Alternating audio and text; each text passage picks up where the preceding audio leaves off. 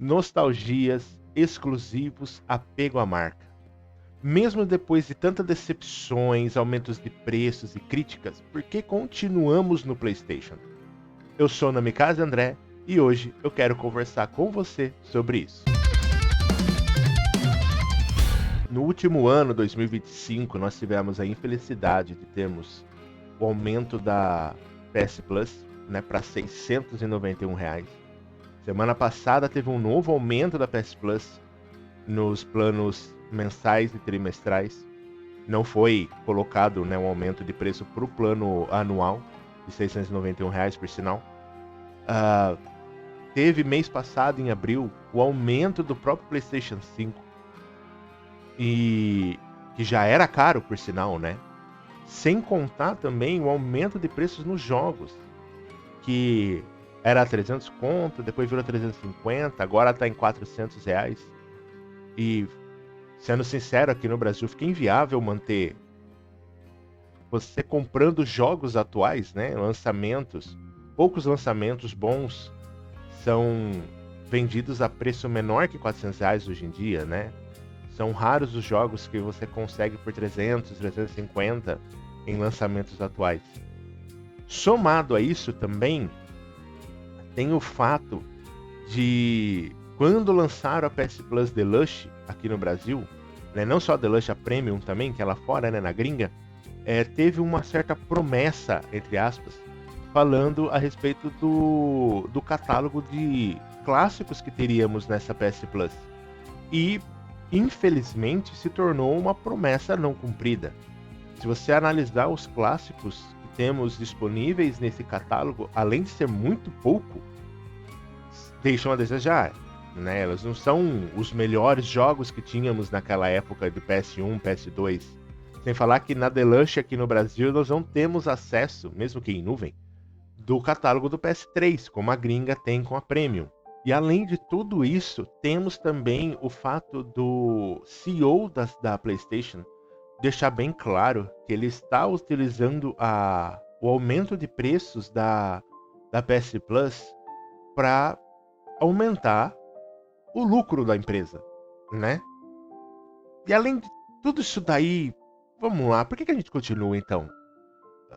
Se a gente for pensar em nostalgia, vou citar o meu exemplo, tá? Eu sou um cara que nasci em 87, conheci o PlayStation em 97, eu tinha 10 anos de idade na época. Meu primeiro jogo foi Final Fantasy VII. O primeiro jogo do PlayStation foi Final Fantasy VII e foi um jogo que marcou muito a minha infância. Minha infância, adolescência. Não só Final Fantasy VII, eu vou citar alguns aqui pra vocês. Crash Bandicoot. Temos também Medalha de Honra. Partindo pro PS2, God of War. Devil May Cry. O próprio Castlevania Symphony of the Night do PlayStation 1 também. Need for Speed Hot Pursuit, que é do PlayStation... Ou 3, né? Need for Speed 3 Hot Pursuit, que é do PlayStation 1. Também temos Need for Speed Underground, Underground 2, Most Wanted, que foram jogos que, meu Deus, marcaram minha época, minha geração. E isso, né, querendo ou não, deixa aquele apego gostoso pra marca, né? Pô, a gente lembra isso daí com uma certa felicidade.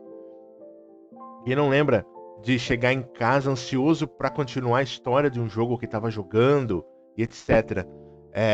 Também tem um detalhe também que muita gente coloca, que são os exclusivos da marca, né? Jogos como The Last of Us, que é exclusivo do PlayStation. Temos também alguns jogos que ficaram presos no PlayStation 3, como Metal Gear Solid 4. Temos o Castlevania Lord of Shadows, que eu gosto muito, por sinal. Temos, aqui no canal, estou fazendo uma série do Dirge of Cerberus, Final Fantasy VII, que está preso no PS2, ele não tem nenhum port para nenhuma outra plataforma, pelo que eu me lembro. Então, essa sensação dos exclusivos também pega um pouco para muita gente, né?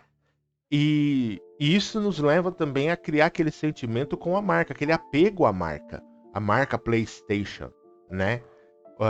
Por exemplo, Final Fantasy VII, que eu citei aqui pra vocês, foi o primeiro jogo que me fez chorar.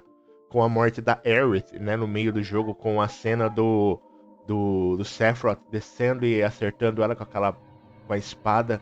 Além de me fazer chorar, me deixou com muita raiva na época, eu lembro disso claramente. Jogos como Need for Speed Underground, que nos mostraram, trouxeram aquela pegada do Velozes e Furiosos, né? Que tava no auge quando lançou o primeiro Need for Speed Underground. Então, assim, são jogos que trouxeram certas emoções para nós naquela época, quando nós éramos mais novos, né? E não tinha tanto acesso à informação, não tinha internet, né? A internet estava caminhando aqui no Brasil, era internet de escada e etc.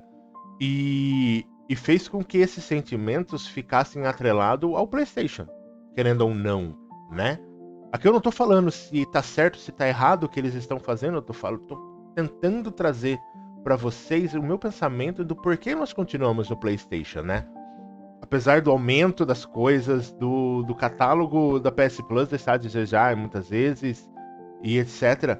Mas a gente tem todo esse sentimento ligado ao PlayStation e não podemos deixar de descartar este detalhe. O ponto mais importante é, hoje que naquela época que conheci o PlayStation tinha 10 anos, hoje eu tenho 39, faz tempo, hein?